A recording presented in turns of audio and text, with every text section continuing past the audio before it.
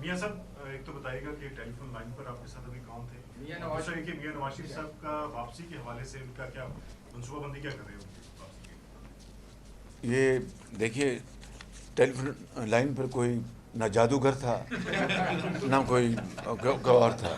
یہ ایک ادا میاں کا ایک انسان ہے وہ تھا. اور انشاءاللہ میاں نواز شریف جو ہیں وہ جلد سے جلد پاکستان آئیں گے اپنے علاج کے بعد انشاءاللہ. میاں صاحب یہ بتائیے گا میاں صاحب میں نے پوچھا تھا کہ جب زیر سماعت مقدمات ہیں اس وقت اپوزیشن کے خلاف ان کا کیا مستقبل ہوگا؟ کیا فرمایا؟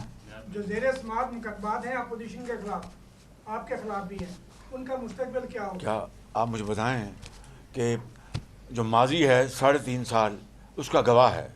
سپریم کورٹ تک الحمدللہ ہمیں مجھے نہیں ہمارے ساتھیوں کو اپنے بیلے ملی اور میرٹ پہ ملی.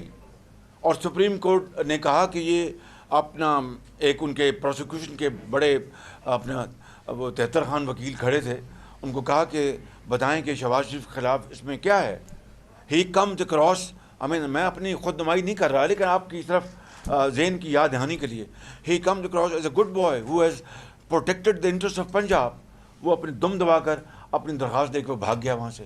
اسی طرح خواجہ سعد رفیق کے حق میں جو فیصلے آئے ہیں. رانا ثناء اللہ کے ساتھ کیا ہوا؟ پنجابی کہتے ہیں بالکل ترو ہے ادھر ترو نہیں بالکل ایک جھوٹا مقدمہ. اسی طرح آپ دیکھیں کہ اس دور میں بیٹیوں کو بھی اور بہنوں کو بھی جیلوں میں بھجوایا گیا. کبھی دیکھتی آنکھ نے ایسا منظر نہیں دیکھا تھا دل خراش. ہماری روایات ہیں مشرقی روایت ہیں. ہمارے ایک معاشرہ ہے جہاں پر لوگ بزرگوں کی اور بیٹیوں کی قدر کرتے ہیں, ماؤں کی قدر کرتے ہیں.